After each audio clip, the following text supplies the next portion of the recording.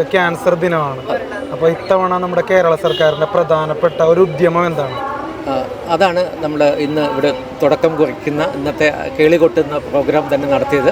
നാളെ ലോക ക്യാൻസർ ദിനത്തിൽ മുതൽ മാർച്ച് 8 വനിതാ ദിനം വരെ ഒരു നീണ്ടു നിൽക്കുന്ന ഒരു ക്യാമ്പയിനാണ് കേരളത്തിൽ ആരോഗ്യവകുപ്പിൻ്റെ നേതൃത്വത്തിൽ ത്രിതല പഞ്ചായത്തുകൾ, തദ്ദേശഭരണ സ്ഥാപനങ്ങളുടെയൊക്കെ സഹായത്തോടു കൂടി നടപ്പാക്കാൻ തീരുമാനിച്ചിട്ടുള്ളത്.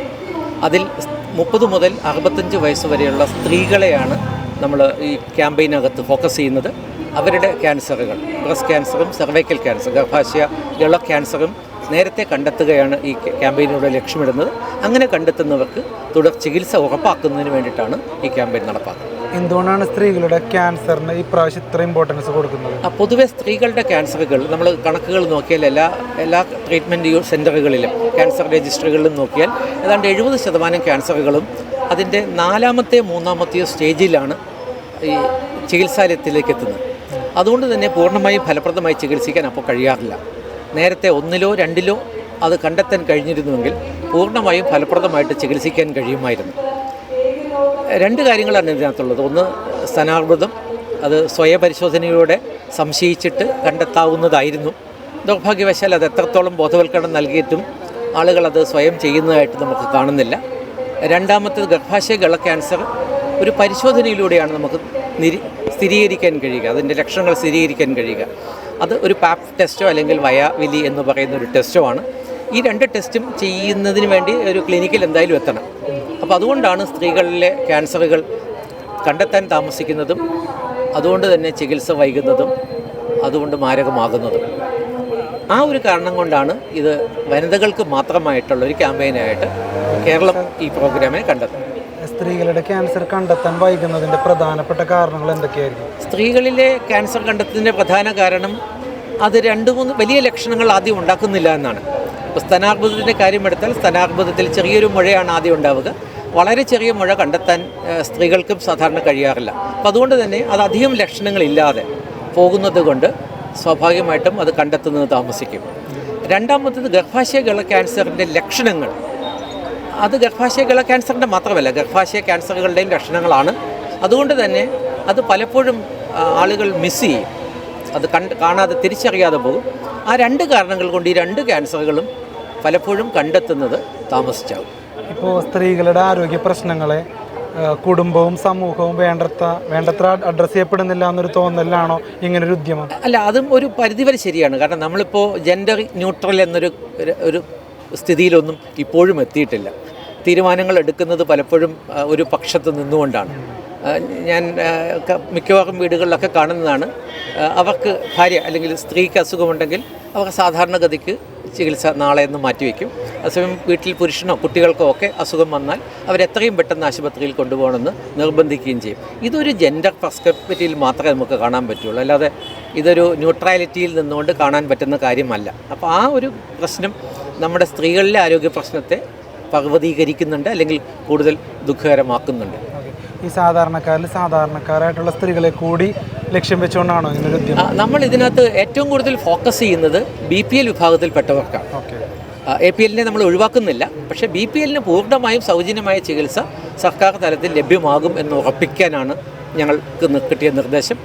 APL എന്ന് ഞാൻ ഉദ്ദേശിച്ചത് പലപ്പോഴും റേഷൻ കാർഡിലെ APL മാത്രമല്ല. കാരണം പലപ്പോഴും റേഷൻ കാർഡിലെ APL ഒന്നും അങ്ങനെ വലിയ പണമുള്ളവരല്ല. അപ്പോൾ പണമുള്ളവർക്ക് ഈ ചികിത്സ പൂർണ്ണമായും സൗജന്യമായി എടുക്കാൻ ഒരുപക്ഷെ ചിലപ്പോൾ കഴിഞ്ഞു എന്ന് വരില്ല. കാരണം ക്യാൻസർ എത്രത്തോളം കണ്ടെത്തുന്നതനുസരിച്ച് എന്തായാലും BPL വിഭാഗത്തിൽപ്പെട്ട അല്ലെങ്കിൽ സാമ്പത്തികമായി പിന്നോക്കം നിൽക്കുന്ന അശരണർക്ക് സർക്കാർ പൂർണ്ണമായും സൗജന്യമായി ഈ ചികിത്സ നൽകും.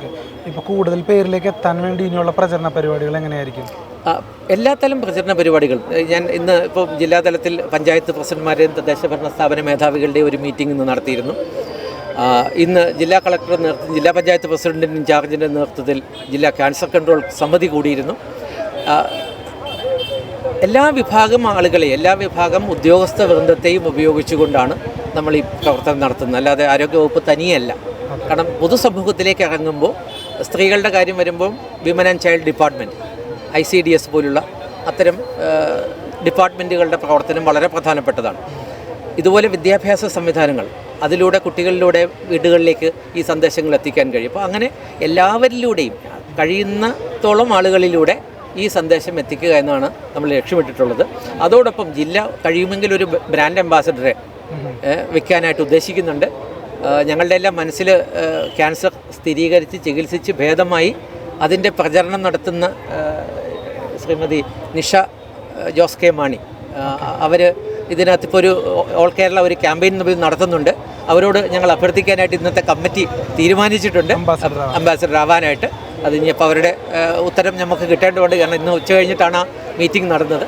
അപ്പം ഇതുപോലെ ക്യാൻസർ സർവൈവേഴ്സ് ആയിട്ടുള്ളവരെ, കാരണം പൊതുസമൂഹം കാണുന്നത് ക്യാൻസർ വന്ന് മരിച്ചവരുടെ കാര്യമാണ്. അതല്ല, ക്യാൻസർ വന്ന് ഇഷ്ടംപോലെ ആൾക്കാർ ചികിത്സിച്ച് ഭേദമായിട്ടുണ്ട്. അങ്ങനെ ഭേദമാകുന്നവരുടെ കഥകൾ ദൗർഭാഗ്യവശാൽ ആളുകൾ തിരിച്ചറിയാതെ പോകുന്നുണ്ട്. അപ്പോൾ അത്തരക്കാരെ മുന്നിൽ നിർത്തുമ്പോൾ പൊതുസമൂഹത്തിന് ഒരു എന്താ പറയുക ധൈര്യം കിട്ടുകയാണ്. ക്യാൻസർ ആണെന്ന് കണ്ടുപിടിച്ചാൽ അത് ചികിത്സിക്കാനും ഭേദമാക്കാനും കഴിയുമെന്നൊരു തോന്നലുണ്ടാവുകയാണ്. മറിച്ച് മരണം ഉണ്ടാക്കുന്ന ഒരു രോഗമാണെന്ന് തോന്നിയാൽ പരിശോധിക്കാൻ പോലും ആളുകൾ വിമുഖരാകും. അപ്പോൾ ആ നിലയിലാണ് നമ്മൾ ഇത്തരത്തിലൊരു ബ്രാൻഡ് അംബാസഡർ, അത് ഔദ്യോഗികമായിട്ട് പ്രഖ്യാപിക്കാൻ ദൗർഭാഗ്യവശാൽ കഴിയില്ല, കാരണം അവരുടെ സമ്മതം കൂടി വേണ്ടതുണ്ട്. കമ്മിറ്റി തീരുമാനിച്ചു എന്ന് മാത്രമേ ഉള്ളൂ.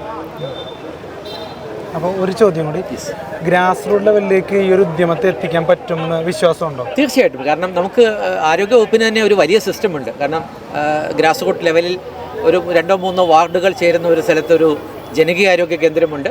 അവിടെ MLSPയും അതുപോലെ JPH എന്ന് 2 പേര് കുറഞ്ഞതുണ്ട്. കൂടാതെ ഒരു 5 പേർ ആശ എന്ന ആശമാർക്കെന്ന് നിങ്ങളെല്ലാം കേട്ടിട്ടുണ്ടോ, ASHA workers, accredited social health activist, അവരുണ്ട്. ഇതുകൂടാതെയാണ് തദ്ദേശഭരണ സ്ഥാപനങ്ങൾ അവരുടെ മുഴുവൻ വിഭവങ്ങളും ഇതിനകത്ത് ഉപയോഗിക്കുന്നത്. കൂടാതെ വിതര വകുപ്പുകൾ എല്ലാവരും ചേർന്ന് കഴിഞ്ഞാൽ തീർച്ചയായിട്ടും ഇതൊരു വലിയ വിജയമാകുമെന്ന കാര്യത്തിൽ സംശയമില്ല. ആദ്യം നമ്മൾ ഏറ്റവും ഫോക്കസ് ചെയ്യുന്നത് ജീവനക്കാർക്ക് തന്നെയാണ്.